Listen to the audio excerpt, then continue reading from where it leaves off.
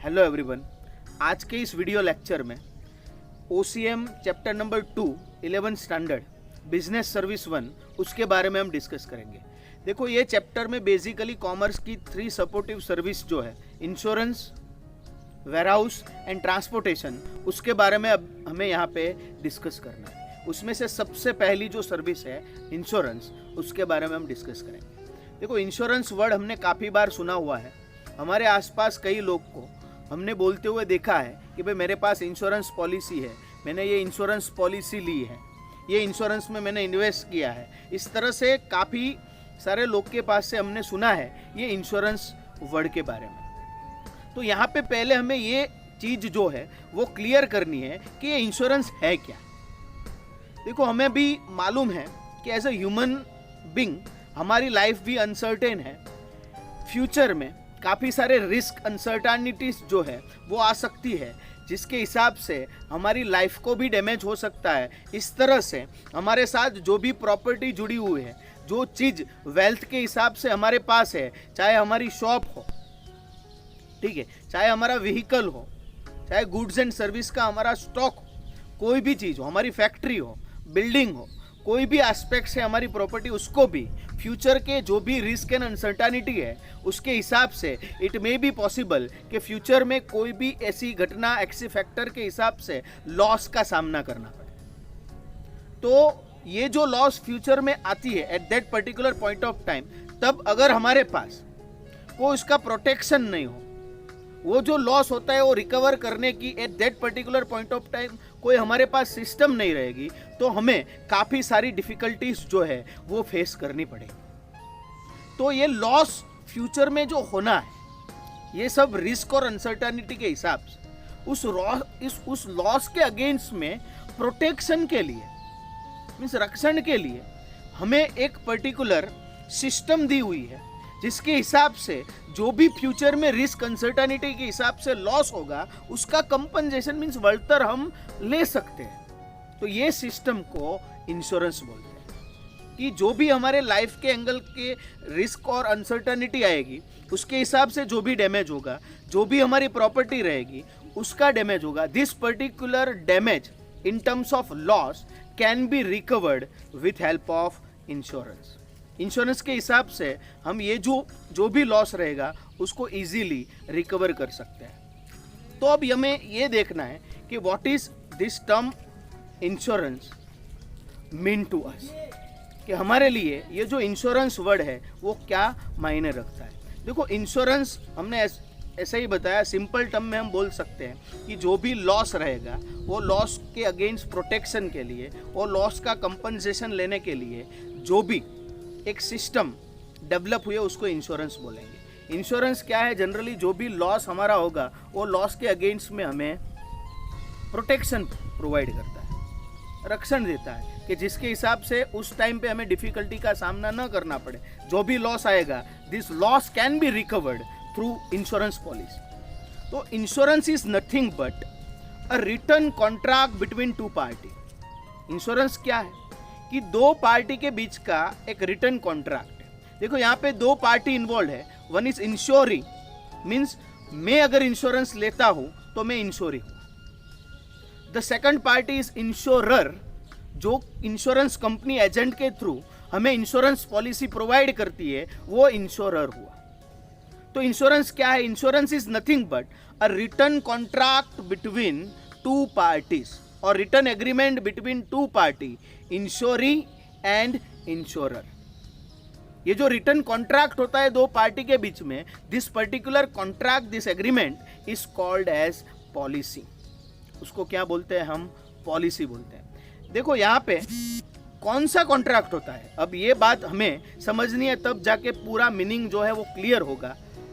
In which one party means insuree, कि भी मैं इंश्योरेंस लेता हूं, give assurance that I am ready to pay certain amount of premium against my insurance policy. कि भाई मैं अगर इंश्योरेंस लेता हूं तो मैं एज ए इंश्योरी अश्योरेंस देता हूं इंश्योरेंस कंपनी को कि जो भी प्रीमियम की अमाउंट होगी इंश्योरेंस पॉलिसी के लेने के लिए, जो चार्ज हमें पे करना पड़ेगा, this charge is called insurance premium.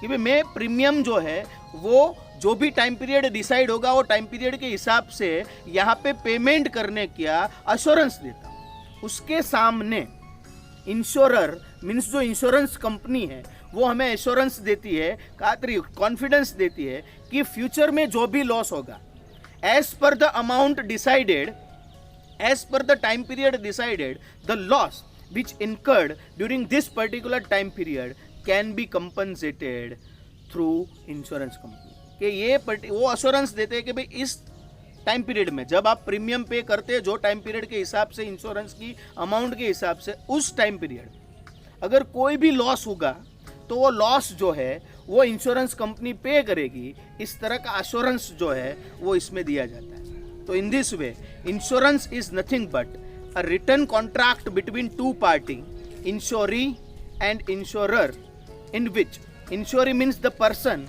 who take insurance give assurance to insurance company that he pay certain amount of premium which is decided by insurance company, against which insurer or insurance company give assurance that they can provide compensation for the loss incurred in future for the amount or the time period which is decided in advance। कि advance में जो भी time period जो भी amount decide की गई 5 लाख का insurance, तो 5 लाख तक का जो भी लॉस होगा फ्यूचर टाइम पीरियड में अपनी प्रॉपर्टी को, अपनी लाइफ को, तो वो लॉस जो है वो हमें इंश्योरेंस कंपनी जो है वो प्रोवाइड करेगी। तो ये था इंश्योरेंस का मीनिंग। अब हम इंश्योरेंस को डिटेल में अगर समझना चाहते हैं तो इंश्योरेंस एक रिटर्न कॉन्ट्रैक्ट, एक एग्रीमेंट है। और जब भी एग्रीमेंट और कॉन्ट्रैक्ट जो है बनता है तो उसका कुछ लॉ होता है, कायदा जिसको हम बोलते हैं, उसको हमें फॉलो करना रहता है। But insurance is social contract, तो सोशल कॉन्ट्रैक्ट के हिसाब से जो स्पेसिफिक लॉ होते हैं वो लॉ यहाँ पे अप्लाई नहीं होगी। सोशल कॉन्ट्रैक्ट के हिसाब से उसके एक अलग प्रिंसिपल्स रहते हैं, जो प्रिंसिपल्स हम फॉलो करेंगे तो वो प्रिंसिपल्स के हिसाब से इंश्योरेंस जो है इजीली अच्छी तरह से वर्क कर सकता है। तो ये प्रिंसिपल्स के बारे में अब हम डिस्कस करेंगे। देखो, सबसे पहला इंश्योरेंस का प्रिंसिपल है principle of utmost good faith.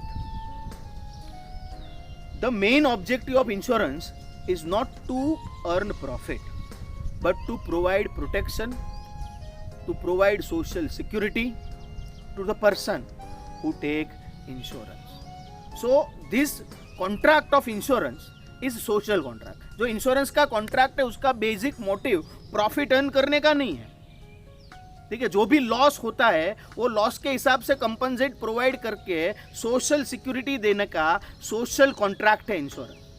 तो उसके हिसाब से जो दो पार्टी इंश्योरेंस में इन्वॉल्व है, इंश्योरी और इंश्योरर, उसको एक दूसरे पे almost good faith means trust, confidence और म्यूचुअल इंटरेस्ट जो है वो होना चाहिए। अगर दोनों पार्टी को एक दूसरे पे ट्रस्ट नहीं होगा, कॉन्फिडेंस नहीं होगा, विश्वास नहीं होगा, तो इंश्योरेंस जो है वो आगे नहीं जा सकता।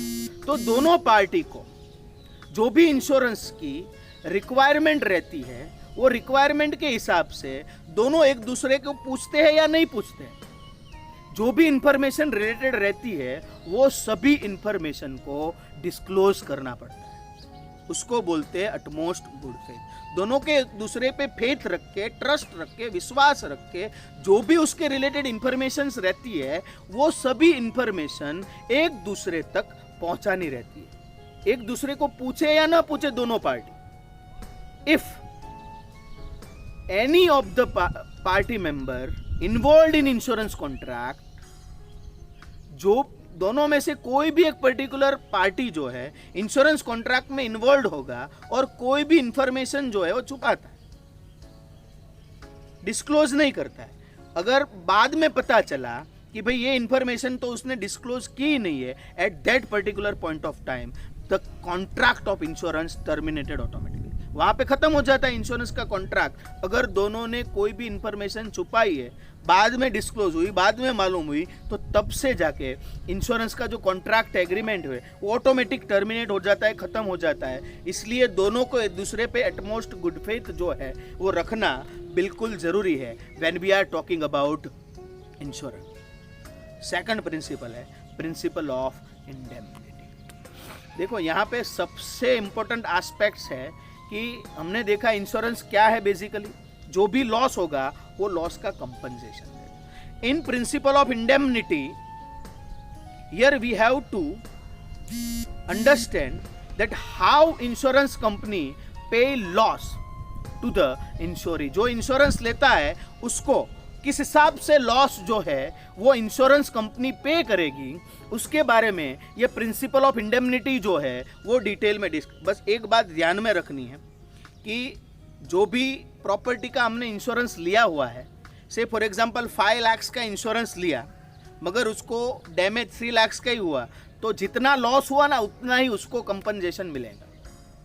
कि भाई 5 लाख का इंश्योरेंस, 3 लाख का लॉस, तो 3 लाख ही मिलेगा। अब वो 5 लाख मांगेगा तो वो नहीं मिलेगा। बट लाइफ इंश्योरेंस जो है उसमें ये प्रिंसिपल ऑफ इंडेमनिटी फॉलो नहीं होता है। उसका कारण है कि कोई भी लाइफ है, कोई भी पर्टिकुलर पर्सन की, वो लाइफ की वैल्यू जो है वो वैल्यू हम डिसाइड नहीं कर सकते कि भाई इसकी मीन्स जो भी मेरी कैपेसिटी है प्रीमियम पे करने की, उसके हिसाब से अगर मैं 2 लाख का इंश्योरेंस लूँगा, 5 लाख का इंश्योरेंस होगा लाइफ इंश्योरेंस, 10 लाख का इंश्योरेंस लूँगा, तो मेरी लाइफ को कोई भी एक्सीडेंटल कंडीशन में डैमेज हुआ तो पूरा का पूरा लॉस जो है वो इंश्योरेंस कंपनी को कंपनसेट करना पड़ेगा। तो principle of indemnity life insurance में फॉलो नहीं होती है बट जनरल इंश्योरेंस में फॉलो होती है। तो किस तरह से ये principle of indemnity work, three conditions है। For example in case of general insurance for the principle of indemnity, if a person, first condition, if a person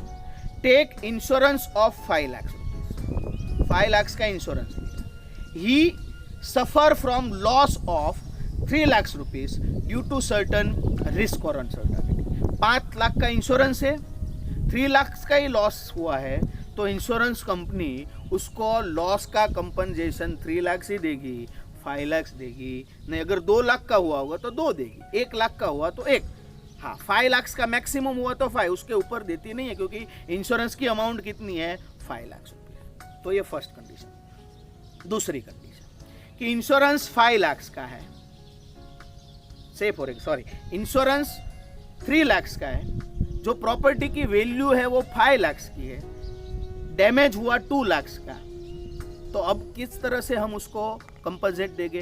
दूसरी बात, प्रॉपर्टी की वैल्यू 5 लाख की है, भाई मेरे पास एक शॉप है उसकी वैल्यू 5 लाख,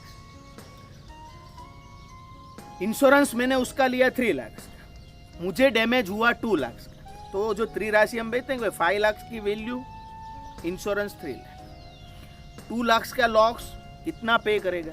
तो यहाँ पे हमें divide 2 lakh into 3 lakh divided by 5 lakh, it means यहाँ पे अमाउंट आएगी 1,20,000 रुपीज़। तो ये 1,20,000 रुपीज़ है, उतना ही उसको लॉस कंपनसेशन मिलेगा, उसका जो भी अमाउंट है उसके प्रोपोर्शनेट के हिसाब से।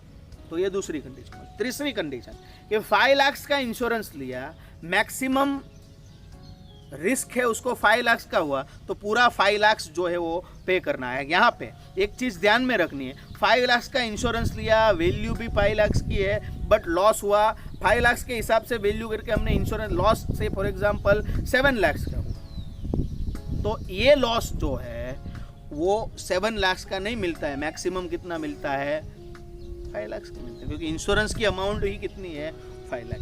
तो ये हुआ प्रिंसिपल ऑफ इंडेमनिटी कि जितना लॉस होता है इन शॉर्ट उतना लॉस ही इंश्योरेंस कंपनी हमें पे करती है, उससे ज़्यादा भी नहीं, उससे कम भी नहीं। This principle is known as principle of indemnity. Third principle है प्रिंसिपल ऑफ इंश्योरेबल इंटरेस्ट। देखो ये प्रिंसिपल ऐसा दिखाता है कि जो पर्टिकुलर पर्सन जो भी प्रॉपर्टी है उसका इंश्योरेंस लेगा उसमें उसका फाइनेंशियल इंटरेस्ट रहना चाहिए कि उसकी मनी के इन्वेस्टमेंट से वो चीज जो है उसने ओन की होगी, वो ली होगी, तो ही वो उसका इंश्योरेंस ले सकता है। एग्जाम्पल देंगे तो आपको इजीली वो समझ में आ जाएगा। एक शॉप है मेरी, वो शॉप मेरी ओनरशिप में है, उसमें मेरा फाइनेंशियल इंटरेस्ट है, उसको मैं बेचूंगा तो जो भी लॉस होगा प्रॉफिट होगा वो मुझे देखना है, उसमें इन्वेस्टमेंट भी मैंने किया है, तो वो शॉप है उसका इंश्योरेंस मैं ही ले सकता हूँ। बट मैंने वो शॉप से for example XYZ particular person को भाड़े पे दी थी, तो टेनेंट है, उसका कोई उसमें फाइनेंशियल इंटरेस्ट नहीं है, उसको खाली भाड़ा ही पे करना है, रेंट ही पे करना है, तो वो उसका इंश्योरेंस नहीं ले सकता है, क्योंकि ये प्रोडक्ट जो है, प्रॉपर्टी है, शॉप है, उसमें मेरा इंश्योरेबल इंटरेस्ट। तो जो पर्टिकुलर पर्सन का इंश्योरेबल इंटरेस्ट रहेगा वही वो प्रॉपर्टी का इंश्योरेंस जो है वो ले सकता है। तो ये था principle of insurable interest. Last है principle of subrogation. As per this principle, after providing compensation for loss, now this loss property is under the ownership of insurance company. किस तरह से कि भाई हमारी कोई प्रॉपर्टी है, शॉप है, वो शॉप में जो भी फर्नीचर था, जो भी गुड्स था, उसका से for example loss 2 lakh rupees का हुआ। अब वो 2 लाख रुपीस का लॉस इंश्योरेंस कंपनी ने हमें पे कर दिया। अब जो स्क्रैप भंगार जो हम बोलते हैं वो बचा ना, उसकी ओनरशिप, वो हम बोले कि भाई 2 लाख रुपीस भी आ गया, अब वो जो 2 लाख का जो भंगार स्क्रैप है वो भी हमारा रहेगा। तो ऐसा नहीं है, जब इंश्योरेंस कंपनी वो 2 लाख रुपीस का कंपनसेशन हमको पे कर देगी, तो अब वो जो स्क्रैप होता है उसका ओनरशिप जो है किसके पास चला जाता है, इंश्योरेंस कंपनी के पास चला जाता है। उसको बोलते हैं प्रिंसिपल ऑफ सबरोगेशन।